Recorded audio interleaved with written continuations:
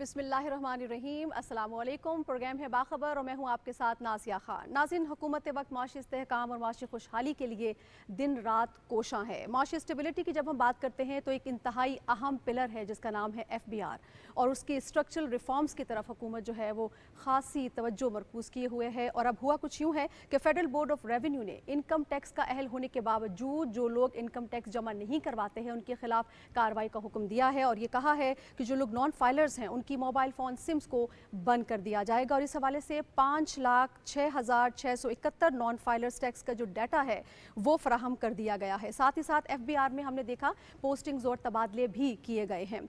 जनाब, हम IMF के प्रोग्राम में हैं और IMF मुख्तलिफ तकाज़े जो हमारे सामने रखता है वो हमें कड़े भी लगते हैं और मुश्किल भी लगते हैं, खासी तनकीद भी की जाती है। IMF जो दीगर मुतालबात हमारे सामने रखता है उसमें एक मुतालबा ये भी है कि जो टैक्स वसूली है उसके दायरे कार को वुसअत दी जाए, उसको वसी किया जाए। आज अगर आपने देखा हो तो वफाकी वज़ीर कानून आज़म नज़ीर तारड़ साहब ने वफाकी वज़ीर इत्तलात अताउल्लाह तारड़ के हमरा न्यूज़ कॉन्फ्रेंस की, जिसमें उन्होंने यही पॉइंट रेज़ किया कि जब IMF के प्रोग्राम में जाना जो है हमारी मजबूरी है और हम उस प्रोग्राम को लेकर चल रहे हैं, तो उस पर खासी तनकीद की जाती है कि जब भी IMF के प्रोग्राम में हम जाते हैं तो मुश्किलात बढ़ जाती हैं। IMF का प्रोग्राम महंगाई लेकर आता है, लेकिन जो बात IMF या जो मुतालबात हमसे IMF कर रहा है, जिसको अभी हम प्रोग्राम में आगे जाके डिस्कस भी करेंगे, तो बहैसियत कौम अगर हम उसको देखें तो वो हमारे ही फ़ायदे में है और हमारे ही माशी निज़ाम की तसलसल और उसकी बेहतरी के लिए है।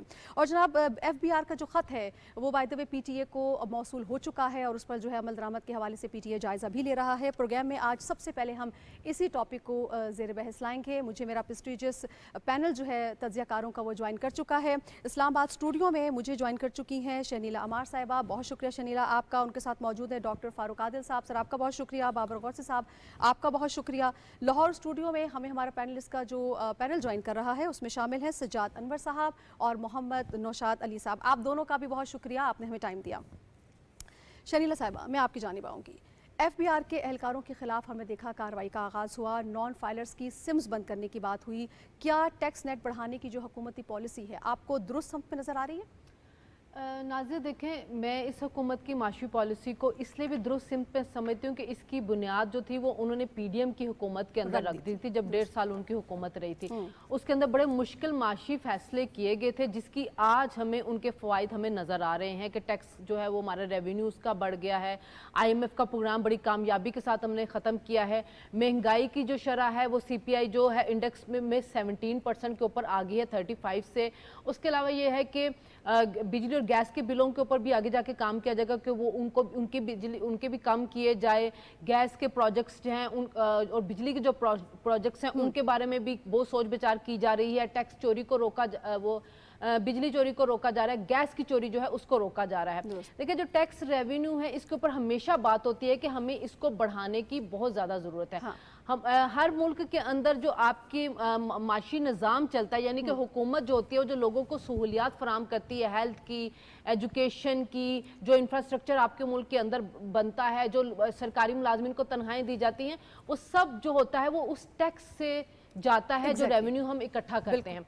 अब दुनिया के अंदर देख लें कि वहाँ पे जो टैक्स चोरी जो है बहुत बड़ा जुर्म है, लेकिन पाकिस्तान के अंदर हर बंदे की कोशिश होती है कि जितना टैक्स बचा सकता है वो जरूर बचाए। वजह क्या है शनीला कि आपको लगता है निजाम में कुछ सुकून है? निजाम में ही खराबी है। देखिए, FBR के अंदर कितने जो अहलकार हैं उनको निकाला गया है। उसकी वजह यह है कि वो टैक्स चोरी को रोक नहीं पा रहे हैं या वो लोगों को टैक्स चोरी करने में मदद करें। हमारे बहुत बड़े बड़े बिजनेसमैन जो हैं उनकी पूरी कोशिश होती है कि हम टैक्स ना दें, हमें टैक्स जो मिल रहा होता है। देखिए, टैक्स टू GDP रेशो की जो शरह पाकिस्तान में अंदर सिर्फ 10% है। आप यूरोपीय यूनियन की जाके देखें वो 40% है, क्योंकि वहां पे ये बहुत बड़ा जुर्म समझा जाता है। UK के अंदर आप चले जाएं वो कत्ल को इतना बड़ा जुर्म नहीं समझते जितना बड़ा टैक्स छुपाने को जुर्म समझते। हमारे मुल्क में ये समझा ही नहीं सकता।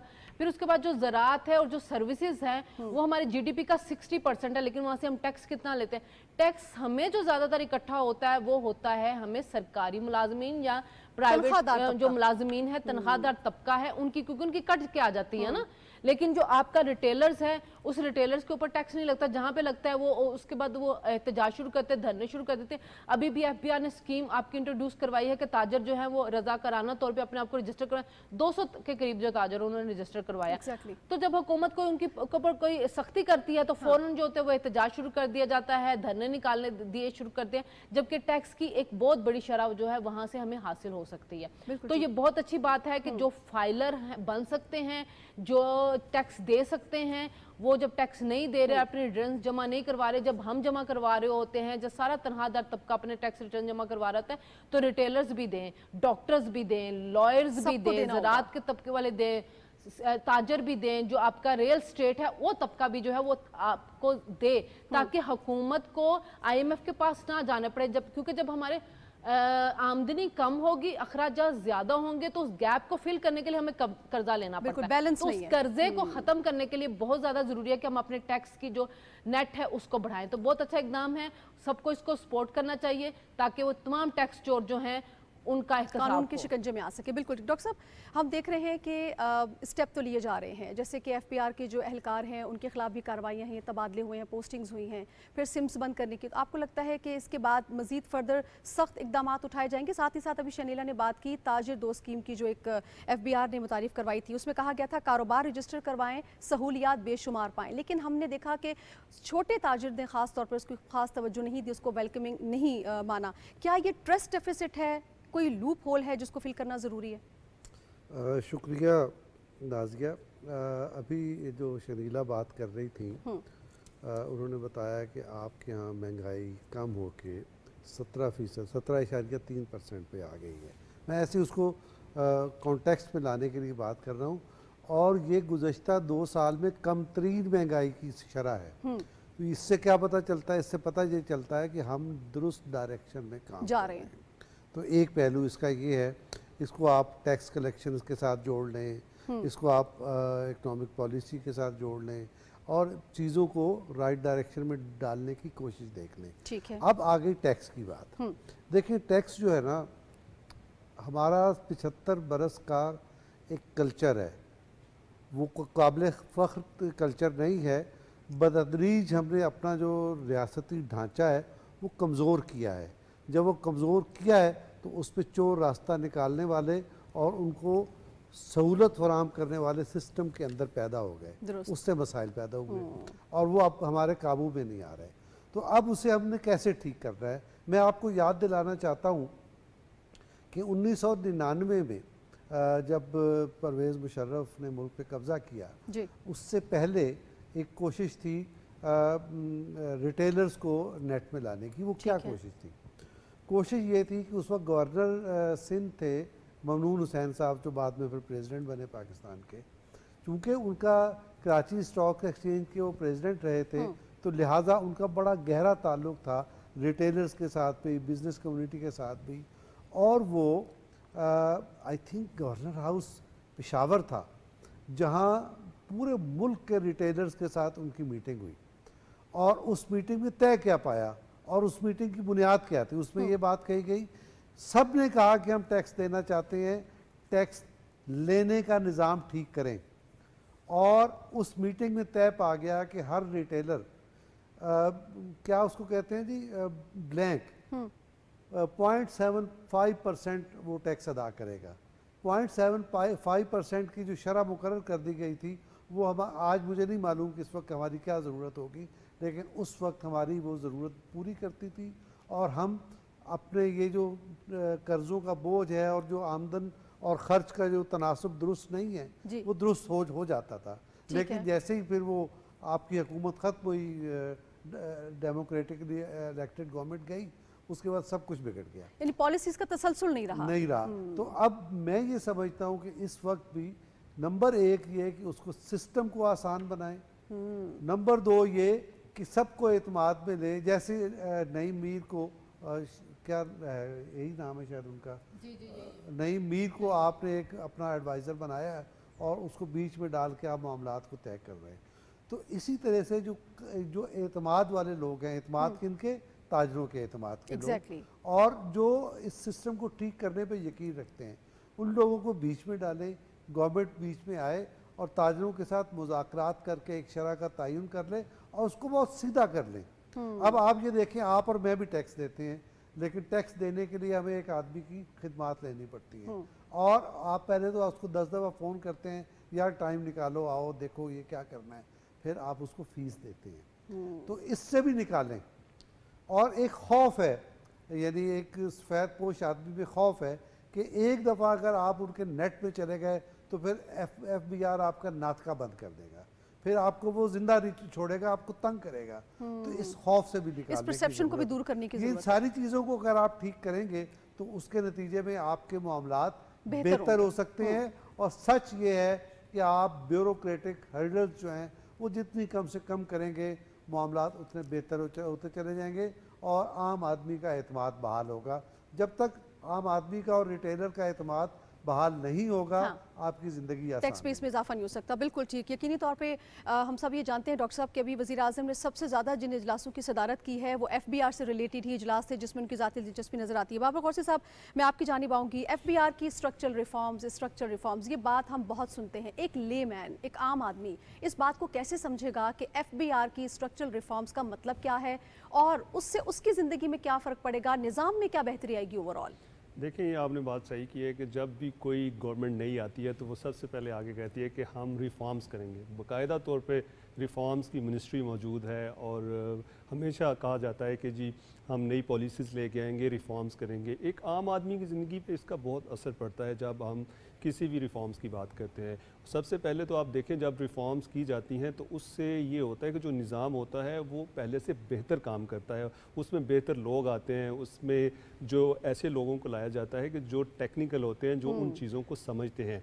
और FBR की रिफॉर्म्स की बात की जाए तो जिस तरह आपने ख़ुद कहा कि छोटे होते थे उस वक्त से सुन रहे हैं, अभी भी जो वज़ीर ख़जाना है उन्होंने कहा है कि जी हम रिफॉर्म्स करेंगे, डिजिटलाइज करेंगे पूरा FBR और 12 से 18 महीने लगेंगे। अभी आप देखेंगे उसकी तरफ पहला मरहला स्टार्ट हो चुका है। अभी क्या किया है कि जो FBR ने जितने भी ऑफिसर्स थे वो जो समझते थे कि ये ऑफिसर जो हैं ये काम करने वाले नहीं हैं या उनकी नेक नामी नहीं है, तो उनको उन्होंने एक साइड पे लगा दिया है। हालांकि अगर उन ऑफिसर्स को देखा जाए तो उसमें 100% आप ये नहीं कह सकते कि वो बिल्कुल उनकी नेक नामी सही नहीं है। बीच में ऐसा होता है, लाइकिंग डिसलाइकिंग भी होती है, लेकिन बात यह है कि अब वो ये कर रहे हैं कि 16 ग्रेड से रख के 21 तक ग्रेड के जितने भी लोग हैं उनकी जितनी भी पिछली जितनी सर्विसेज हो चुकी हैं उन्होंने यहाँ पर भी की हैं, उनकी पूरी डिटेल्स जो है वो छानबीन करके अब उसमें रिफॉर्म्स की जा रही हैं कि ऐसे लोगों को लगाया जाए कि जो जब भी रिफॉर्म्स की जाएंगी या इंफ्रास्ट्रक्चर को बेहतर करने की कोशिश की जाएगी तो ऐसे लोग लगाए जाएं कि जो आसानियां पैदा करें। और टैक्स टू, जिस तरह हमारे कोलीग्स ने भी बात की है कि टैक्स टू GDP जो रेशो है वो तकरीबन 8% है। तो दुनिया में अगर देखा जाए तो जिस तरह उन्होंने कहा कि यूरोप के बहुत से ममालिक जो हैं वो 40% तक भी जाते हैं। हमारा हमसाया मुल्क जो है वो बांग्लादेश और वो जो हैं वो 18 से 19 हैं। तो इसलिए आप देख लें वो भी बहुत कम है। हमारी पहले 8.5 थी, अब 8 हुई है। यकीनन आइंदा आने वाले दिनों में वो कह रहे हैं कि 13 से 14% कर देंगे। इसका भी एक पॉजिटिव इम्पैक्ट आएगा। और उसके साथ साथ जब रिफॉर्म्स होंगी, अभी आप देखें कि हमारा जो इस वक्त हम टैक्स कलेक्शन कर रहे हैं वो 9,500 अरब के करीब है, तो उसको बढ़ाने की कोशिश की जा रही है। और अगर एक्चुअल पाकिस्तान की पोटेंशियल देखी जाए तो 22 से 23 हज़ार अरब हम आसानी से इकट्ठा कर सकते हैं। तो इसलिए बात यह है कि अब रिफॉर्म्स की ज़रूरत है। दूसरा ये है कि जो टैक्स नेट में लाने की हम बात करते हैं, डॉक्टर साहब ने बहुत अच्छी बात की है। अभी आप देखें कि 90% जो FBR के मुलाजमीन हैं वो अपने टैक्स गोशवारे खुद नहीं भर सकते, तो आम आदमी या बिजनेसमैन या दूसरा कैसे भरे। और टैक्स गोशवारे भरने के लिए आपको एक बाकायदा लॉयर या जो भी कंसल्टेंट है वो हायर करना पड़ता है और उसको अच्छी खासी फीस देनी पड़ती है।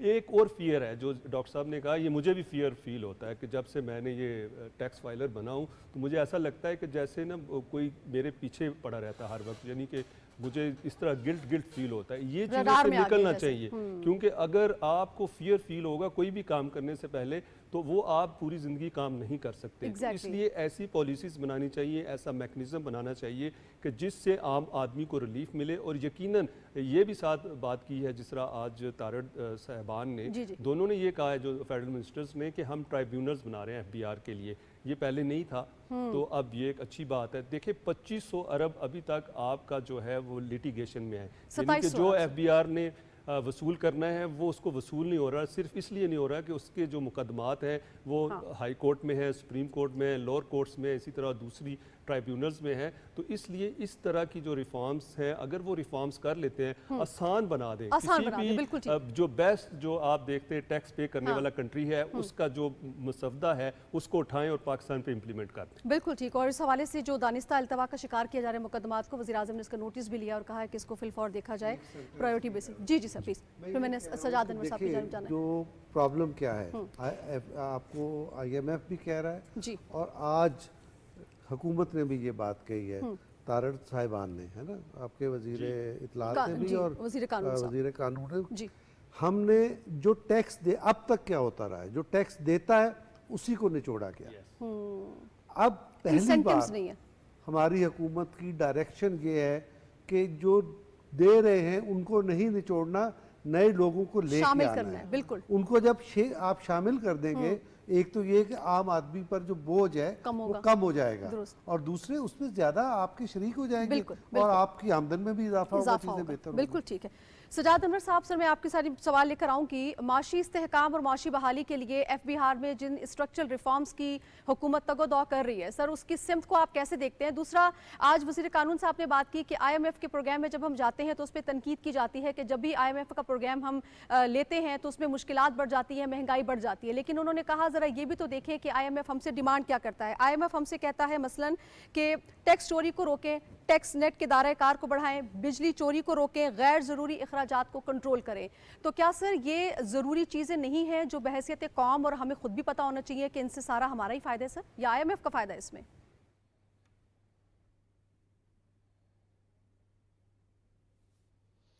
नाज़िया, मसला ये है कि हमें जब भी मालियाती डिसिप्लिन का कहा जाता है तो बाहर से कहा जाता है, हमने बतौर रियासत जो अपने तौर पे तैयारी करनी थी वो हम नहीं करते।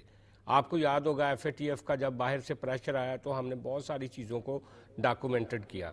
इसी तरह आज जिस वक्त हम पाकिस्तान और हमारी जो मईशत है वो जिस बुरी हालत में है, दुनिया हमें कहती है कि हम आपकी मदद करने के लिए तैयार हैं, लेकिन आप अपनी इस बीमार मईशत को कैसे ठीक करोगे? और क्या हम ज़्यादा कर्जा लेकर, ज़्यादा दुनिया से पैसा उठाकर अपनी मईशत को इसी तरह रख कर आगे जा सकते हैं? नहीं, बिल्कुल नहीं जा सकते। ये हमारी अपनी ज़रूरत है, ये सारी रिफॉर्म्स जिस पे IMF ज़ोर दे रहा है। और मैं समझता हूँ कि ये हुकूमत इस वक्त इस मामले में खुशकिस्मत है कि जो इंडिपेंडेंट मुबस्सर हैं, जो इकोनॉमिस्ट हैं, जो तज्जिया नगार हैं, जो इकॉनमी को समझते हैं, वो इस बात पे पूरा ज़ोर दे रहे हैं कि जो IMF कह रहा है पाकिस्तान को कि वो रिफॉर्म्स करें, वो रिफॉर्म्स पाकिस्तान के लिए बहुत ज़रूरी हैं। और रह गई बात ये कि जो लोग भी इस टैक्स नेट से बाहर हैं, खा वो दुकानदार हैं, खा वो बड़े ज़िम्मेदार हैं, खा वो प्रॉपर्टी के टाइकॉन्स हैं, असल बात ये है कि वो इसमें नहीं आना चाहते। वो बातें तो बहुत करते हैं कि जनाब हम तो तैयार हैं, आप अपने सिस्टम्स को ठीक कर लें, लेकिन उनकी बदनीति हमेशा हमें नज़र आती है। आप देखें कि सबसे ज़्यादा रिटेलर्स जो हैं वो रोज़ाना इतना बड़ा कारोबार करते हैं पूरे पाकिस्तान में अरबों रुपए का, लेकिन वो इस टैक्स नेट की जब भी बात होती है उनको शामिल करने की, वो हड़ताल पे चले जाते हैं। वो अपने जो ब्लैक मेलिंग टैक्टिक्स हैं वो इस्तेमाल करते हैं। अभी आपने मीर साहब का जिक्र किया कि उनको शामिल किया गया एज ए एडवाइज़र, तो जो उनका मुखालिफ लॉबी है कराची में और दूसरे शहरों में जो ताजरों की लॉबी है या जो पंजाब में है, वो अब कह रहे हैं कि हम नईम मीर साहब के साथ मुत्तफिक नहीं है, जो उन्होंने वादे वईद किए हैं FBR के साथ या गवर्नमेंट के साथ, हम उनको मानने के लिए तैयार नहीं है। तो ये बदकिस्मती की बात है। जितने भी बेनिफिशरी हैं इस ख़राब टैक्स सिस्टम के, वो सारे मज़े में हैं, और जब उनको पकड़ने की कोशिश की जाती है, उनको टैक्स नेट में लाने की कोशिश की जाती है, तो वो पहले तो सिंपल ये कहते हैं कि हम आने के लिए तैयार हैं, लेकिन जब वो लेकिन का लफ्ज़ इस्तेमाल करते हैं आगे उनकी सारी गर्दान वो होती है जिसका मतलब होता है कि वो उससे बचना चाहते हैं। तो मैं सुन रहा था मिफ्ता इस्माइल साहब को और दूसरे मुबस्सरीन को भी, उनका कहना था कि इस दफ़ा बहुत ताकत से और ज़ोर से इनके ऊपर हाथ डालने की ज़रूरत है। और मैं समझता हूँ कि जो नए वज़ीर ख़जाना हैं वो इसके ऊपर काफ़ी हद तक कमिटेड हैं और वो जिस तरीके से एफबीआर में रिफॉर्म्स की जा रही हैं और ये जो वावेला मचा हुआ है, देखें वो तमाम सरकारी मुलाजमीन जिनको वहाँ से ट्रांसफ़र किया जा रहा है या जिनकी पोस्टिंग कहीं और की जा रही है, उनको चाहिए कि वो इस पे वावेला के बजाय वो बताएं ना कि उन्होंने पिछले सारे अरसे में जब वो एफबीआर में काम कर रहे थे तो उनकी कारकर्दगी या उनकी परफॉर्मेंस क्या थी। एफबीआर को एक थारो टैक्स कलेक्टर अदारे के तौर पे, एक प्रोफेशनल अदारे के तौर पे हमें बनाने की ज़रूरत है। और इसी तरह जो नए चैलेंजेस हैं, जैसे आज वज़ीर इत्तलात साहब ने, अता तारड़ साहब ने कहा कि जिस तरीके से ये साइबर क्राइम है वो एफआईए को हमने दिया हुआ है, वो कहते हैं कि एफआईए वाले ट्रेंड ही नहीं है उसके हवाले से। और इसी तरह जो जदीद टैक्स सिस्टम है उसके मामले में ये हमारा जो एफबीआर के मुलाजमीन है या सूबाई जो टैक्स के अदारे हैं वो उनमें जो मुलाजमीन है वो इक्विटेड भी नहीं है, वो उनकी एजुकेशन और उनकी प्रोफेशनल बैकग्राउंड भी नहीं है उसके बारे में।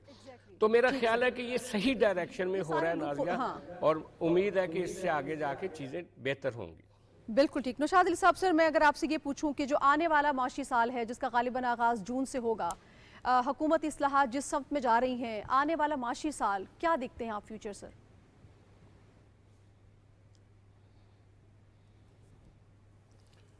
देखिए, ये तो हमें अब कुछ किसी हद तक थोड़ा थोड़ा क्लैरिटी इसकी आनी शुरू हो गई है कि चूँकि आपके मुआशी इशारिये जो हैं वो ज़्यादातर मुस्बत हैं। और आपने अभी ये बात यहाँ पर प्रोग्राम में शनीला साहबा ने कही है कि महंगाई जो है वो कम होनी शुरू हो गई है, यकीनन आइंदा साल के अंदर वो मज़ीद कम होगी। जब आप थोड़ा सा आपको प्रॉब्लम शरह सूद को आप थोड़ा सा कट डाउन करेंगे तब आपको एक इन्फ्लेटरी प्रेशर ज़रूर आएगा, लेकिन जो ओवरऑल आपकी जो महंगाई का मामला है वो कंट्रोल हो जाएगा। और वही सबसे बड़ा मसला है एक आम आदमी का। ये जो बाकी तमाम तर मामलात हैं ये गवर्नेंस से मुताल्लिक हैं। और मैं ये समझता हूँ कि ये एफबीआर की जो बात की जा रही है, देखिए ये जिन लोगों को साइडलाइन किया गया है या जिनके ऊपर आर्ग्यूमेंट होता है, ये जो ताजर तबका है, क्या कोई ताजर जो है वो 1 दिन 2 दिन या 4 दिन दुकान बंद करना जो है वो उसका मुतहम्मिल हो सकता है? कतई नहीं हो सकता। इनको सपोर्ट मिलती है इन्हीं इदारों से, इन्हीं इदारों के लोगों से। ये जो टैक्स चोरी करने वाले लोग हैं, ये बेसिकली इनको जो लॉ के अंदर जो लूप होल्स हैं वो बताने वाले भी ये जो टैक्स के लोग हैं यही होते हैं, जिसकी वजह से वो लोग जो है ये सारा जो टैक्स चोरी करते हैं। अब मामला ये है कि जब आप इनके ऊपर सख्ती करेंगे तो यकीनन ये हड़ताल की बात करेंगे। जैसे अभी सज्जाद साहब ने बताया कि अगर एक ग्रुप जो है ताजरों का वो आपको गवर्नमेंट को सपोर्ट करेगा तो उसके जो मुखालिफ ग्रुप हैं वो उसकी मुखालफत में उठ खड़े होंगे, और वो फिर चूंकि उनका मकसद ये है कि उनको टैक्स ना देना पड़े। ये जो कल्चर है ये जो है ये जब IMF हमें कहता है तो हमें इससे तकलीफ होती है, लेकिन ये दरअसल तो ये वो इलनेस है जिसे हमें खुद से काबू पाना चाहिए था। ये कल्चर हमने कैसे परवान चढ़ने दिया, क्योंकि ये गवर्नेंस की बदतरीन मिसाल है, जिसकी तरफ अभी शनीला साहबा ने भी आपका इशारा दिया है कि जी आपकी ज़राअत का जो टैक्स टू GDP रेशो है वो कुछ और हो, उसका कुछ हिस्सा कुछ और हो, रियल स्टेट का हिस्सा कुछ और हो, जो बाकी जो सर्विसेज के सेक्टर है उनका जो GDP में जो रेशो है वो कुछ और हो। लेकिन जब टैक्स कलेक्शन की बारी आए तो हमारी हालत ये हो कि हम इस जनूबी एशिया में जो बाकी ममालिक हैं उनसे आधा टैक्स भी ना देते हो, और दुनिया के जो प्रॉपर टैक्स गिविंग नेशन है उनका हम 25% भी ना हो। सो इस तरह की जो कल्चर के साथ आप ये जो आमदन और खर्च का तवाज़न है ये कायम नहीं रख सकते, और इसी तवाज़न को बिगाड़ते बिगाड़ते हम इस नहज को पहुँचे कि हमने पाकिस्तान में पहली दफ़ा डिफ़ॉल्ट की बात भी सुन ली, और फिर हमने जो है वो मईशत की जो हालत दगरगू हुई उसकी जो वजह बनी कर्ज़, वो कर्ज़ ले लेकर हम जो है वो इस नहज को पहुँच गए। सो मेरी नज़र में मैं ये समझता हूँ कि इसकी जो गवर्नमेंट की पॉलिसी है वो दुरुस्त भी है, और उसको कैरेट एंड स्टिक बोथ जो है ना वो चलाना चाहिए। ये जो कल्चर जिसकी बात कही गई है, अभी डॉक्टर साहब ने भी और फारूक साहब ने बात बताई है कि हमारे यहाँ लोगों में फियर भी मौजूद है, ये इसके ऊपर भी काम करने की ज़रूरत है, अवेयरनेस पैदा करने की ज़रूरत है। ये दुरुस्त है कि 200 जो दुकानदार है, सिर्फ 200 से भी कम है शायद, जिन्होंने वो खुद से जो है वो बताया है कि वो टैक्स देना चाहते हैं, लेकिन जो लाखों की तादाद में जो रिटेलर्स हैं वो उन्होंने अपने आप को रजिस्टर नहीं किया। लेकिन ये जो लाखों की तादाद में जो रजिस्टर नहीं हुए उन्हें ये अवेयरनेस देने की ज़रूरत है कि उनको क्या क्या फ़वाइद हासिल हो सकते हैं और वो किन किन चीज़ों से बच सकते हैं अगर वो टैक्स नेट पे आ जाएं। और तीसरी जो सबसे बड़ी बात है वो ये है कि जो टैक्स दर टैक्स लगाने वाला मामला है, इससे निकल के टैक्स नेट बढ़ाना ही ज़रूरत है पाकिस्तान की, वही इंपॉर्टेंट है। और उसके लिए जो है ना रास्ते इख्तियार किए जाने चाहिए कि आपकी जो मेजॉरिटी आबादी है वो आसानी से टैक्स दे सके। वो इतना आसान होना चाहिए कि अगर मैंने ये सोचा है कि इस माह मेरा ये टैक्स बनता है, वो टैक्स मुझे पे करने के लिए जो है ना मैं किसी वेबसाइट पे या किसी जगह भी जाकर अपना टैक्स कैलकुलेट करके वो टैक्स जमा करा दूं। अब मेजॉरिटी जो टैक्स पेयर्स हैं वो 90% लोग जो है वो टैक्स ठीक पे करेंगे, सिर्फ 10% जो लोग हैं। ठीक है, लेकिन असल बात यह है कि बहैसियत कौम हम अपनी जिम्मेदारी भी संभालें और हुकूमत का हाथ बटाएं, ताकि जिस चेंज की हम बात करें, जिस माशी ताकत की हम बात करें, वो उसके बनने के लिए अपना जो किरदार है वो भी अदा कर सकें। बिल्कुल ठीक जी। प्रोग्राम में नेक्स्ट टॉपिक की जानिब अब जाना है और बात हम करते हैं पीटीआई के हवाले से, जिसने एक और जो है वो यू टर्न लिया है और एक हार्ड कोर स्टांस, अगर आपने देखा हो पीटीआई की जानिब से हमेशा सामने आता रहा कि अपने मुखालिफिन के साथ नहीं बैठेंगे, उनके साथ बात नहीं करेंगे, और जिस तरह की ज़ुबान इस्तेमाल होती रही गैर शाइस्ता और गैर महज़ब, वो भी हमने रिसेंट पास में देखी और सुनी। मगर अब हम देख रहे हैं कि कुछ हालात में तब्दीली आ रही है। पाकिस्तान तहरीक इंसाफ और जमीयत उलमा इस्लाम की जो दूरियां हैं वो अब कुर्बतों में बदल रही हैं और पीटीआई ने मौलाना फजलुर रहमान से फौरी राब्ते बहाल करने का फैसला कर लिया है, जबकि मौलाना फजलुर रहमान साहब को पीटीआई की जानिब से एहतजाजी तहरीक में भी शामिल होने का इंदिया दिया गया है और उनको दावत दी गई है। दूसरी जानिब जो पीटीआई के रहनुमा बयान दे रहे हैं, जिसमें आपको अगर याद हो तो वज़ीर आला खैबर पख्तूनख्वा के बयान भी शामिल हैं और दीगर जो उनके रहनुमा हैं आपस में उनके बयान में काफ़ी इख्तलाफात भी हैं, उसके हवाले से जमीयत उलमा इस्लाम का रद्द-ए-अमल सामने आया है, जिसमें वो कहते हैं कि पीटीआई किसी भी गलतफहमी में ना रहे, हमें अपने अंदरूनी मामलात में ना घसीटे और पीटीआई के साथ चलने से कबल पीटीआई को हमारे जो तहफ़्फ़ुज़ात हैं उनको दूर करना होगा। आज हम इसी हवाले से बात करेंगे कि पीटीआई जब मौलाना फजलुर रहमान साहब के साथ बैठने की बात कर सकती है तो दीगर मुखालिफिन के साथ, जिसको अपना मुखालिफ समझती है, उनके साथ बैठने के लिए तैयार क्यों कर नहीं है। शनीला, सबसे पहले मैं आपकी जानिब आऊँगी। सियासी मुफाद में हम देख रहे हैं कि JUIF से बढ़ती हुई कुर्बतें, क्या पीटीआई का ये एक और सियासी टर्न है?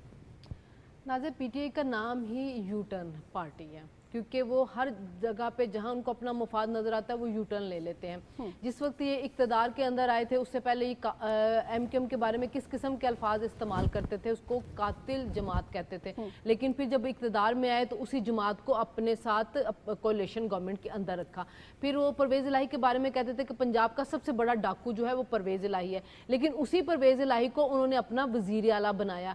फिर जब अभी इलेक्शन हुए उसके बाद जब सदारती इलेक्शन था तो उन्होंने अचकज़ई साहब को अपना उम्मीदवार बनाए, वही अचकज़ई साहब जिनके बारे में बड़े नामुनासिब अल्फाज जो थे खान साहब इस्तेमाल करते थे, बल्कि उनकी नकलें उतारते होते थे जलसों के अंदर, और फिर वो उनके सदारती उम्मीदवार भी बन गए। अब वो मौलाना फजलुर रहमान के साथ अपनी जो कुर्बतें उनको बढ़ाने की कोशिश करें, उसकी वजह यह है कि मौलाना साहब ने एक सख्त स्टांस लिया हुआ है। लेकिन ये भी तो देखें कि मौलाना साहब अगर धांधली की बात करें तो KPK के अंदर बात करें, वो पंजाब या सिंध में बात तो नहीं कर रहे हैं, वो बलोचिस्तान की भी बात नहीं करें, वो कह रहे हैं कि खैबर पख्तूनख्वा के अंदर जो हमारा मैंडेट है उसको मारा गया।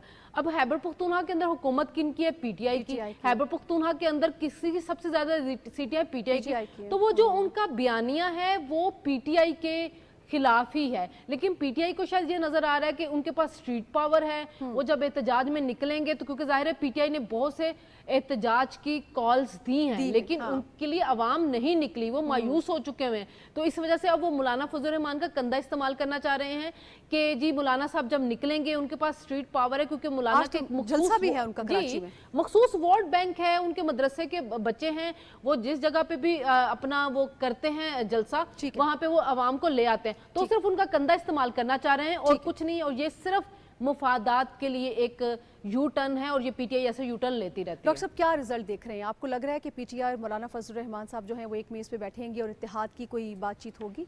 देखिए नाज़िया, अगर ये दूरी ख़त्म होती है पीटीआई में और मौलाना में, जमीयत उलमा इस्लाम में, तो इससे तो अच्छी कोई बात ही नहीं है। इसका मतलब क्या है?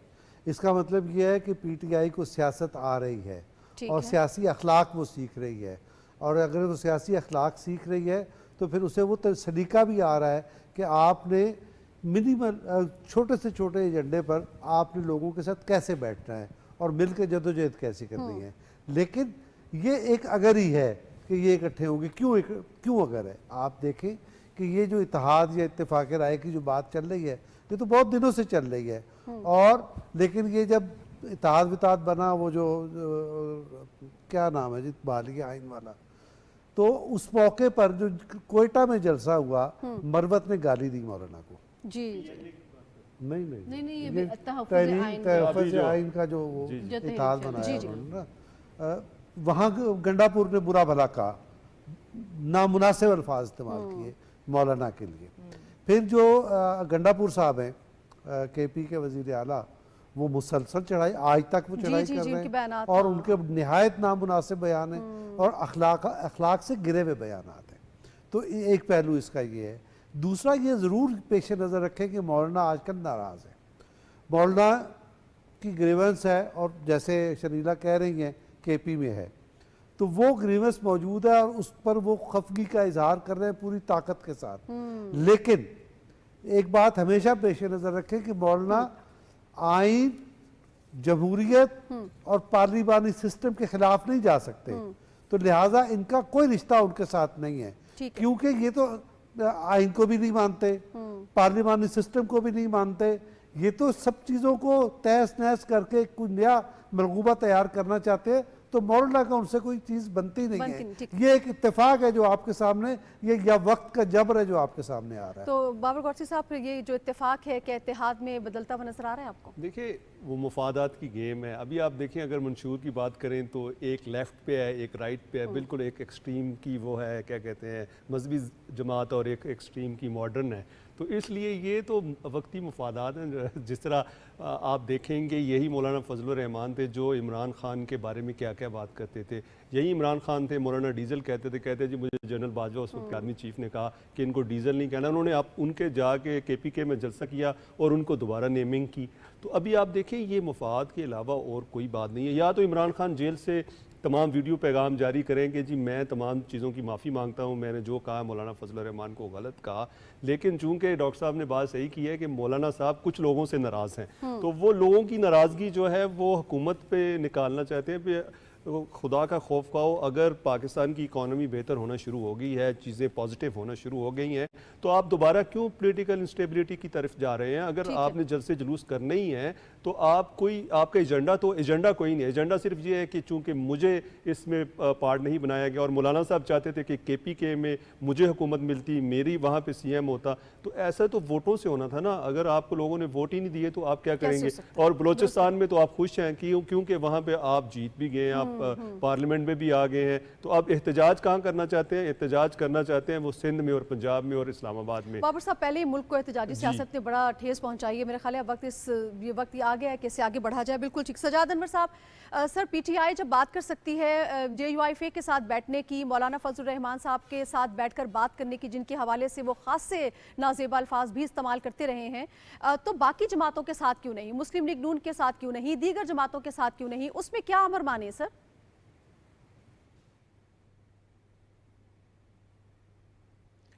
देखिए नाजिया, ये जो PTI है, इनका हमेशा से इन्होंने सारी पार्टियों के साथ कहीं ना कहीं शुरू से लेकर अब तक काम किया है। आपको याद होगा, ये जनरल मुशर्रफ के टेक ओवर से पहले मियां नवाज शरीफ के ख़िलाफ़ एक अलाइंस था, उसका हिस्सा थे, उसमें मोहतरमा बेनज़ीर भुट्टो भी थी। फिर जब मुशर्रफ साहब का टेक ओवर हुआ तो उसके बाद ये शुरू में उनके साथ चलने की इन्होंने कोशिश की, उसके बाद मियां नवाज शरीफ के साथ मिलके और अचकज़ई साहब के साथ मिलके इन्होंने एक अलाइंस बनाया। फिर उसके बाद इन्होंने इलेक्शन का बाईकाट किया, फिर उसके बाद इन्होंने मियां नवाज शरीफ साहब के ख़िलाफ़ धरने दिए। तो बेसिकली ये बहुत सारे यू टर्न इन्होंने हमेशा से लिए। अच्छा था ये चेयरमैन, लेकिन हल क्या है? देखें, एक सबसे बड़ा हल जो मुझे नज़र आता है और जो मुश्किल है, वो पाकिस्तान में ब्यूरोक्रेसी का डिज़ाइन है। ये बात मैंने आज से पहले कभी कहीं नहीं की। ये ब्यूरोक्रेसी का जो डिज़ाइन है पाकिस्तान में, ये पाकिस्तान को तरक्की ना करने की सबसे बड़ी वजह, और उसमें उनका सबसे मज़ेदार बात ये है कि उनका कसूर भी कोई नहीं है। यानी हम ये कहें कि उनका कसूर है। देखिए, इंसान ईमानदार हो सकता है, इंसान बेईमान हो सकता है, ये तो उसका ज़ाती फेल है। लेकिन अगर कोई बंदा किसी मकाम पर पहुंच जाए और वो किसी चीज़ का तजर्बेकार ना हो, ये सबसे बड़ी वजह होती है, और वो उसको छुपा लेता है अपने स्टाइल से, अपनी बातों से, लेकिन वो उसका हल नहीं है। ब्यूरोक्रेसी के डिज़ाइन की बात मैंने क्यों की? क्योंकि जब मैं अपने गवर्नर हाउस में आया तो मुझे कहा सर ये हमारे नए डिप्टी सेक्रेटरी हैं, नाम क्या है? उन्होंने कहा जी डॉक्टर वकास। हमारे एडिशनल सेक्रेटरी हैं, क्या नाम है जी? इंजीनियर जवाद। तो मैंने उनसे पूछा कि भाई आप डॉक्टर हो तो आपको तो हॉस्पिटल में होना चाहिए, आप यहाँ कैसे आ गए? इंजीनियर को कहीं रोड रास्ते बनाना हो, आप इधर कैसे आ गए? और कैसे जब हम डॉक्टर बन गए, इंजीनियर बन गए, हमारे दोस्तों ने मशवरा दिया और कहा कि यार CSS करो, 6 महीने तो रटा लगाना है बस, तुमने 16 साल डॉक्टरी पढ़ के कोई इज्जत विज्जत नहीं है, आप बस ये बाबू बन जाते। कहता हमने अमल किया, इधर से नोट्स लिए, उधर से रटा लगाया और हम असिस्टेंट कमिश्नर बन गए। अब इस असिस्टेंट कमिश्नर की जो ज़िंदगी है, अगर इसका आप मुशाहिदा करें तो जैसे आपने कहा कि वो 3 महीने अच्छे काम और 3 महीने बुरे काम में, ये पूरे पाकिस्तान में घूमता रहा है।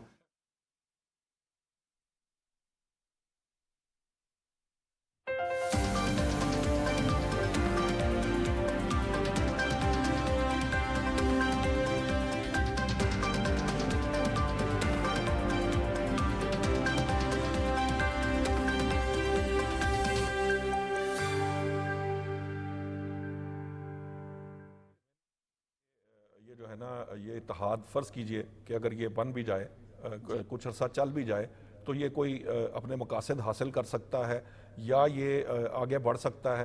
पहली बात तो ये है कि ये तहरीक आईन पाकिस्तान का जो कॉन्सेप्ट देने की कोशिश की गई है, ये एक्चुअली ही ये इसका जो एजेंडा है वही बड़ा प्रॉब्लमेटिक है।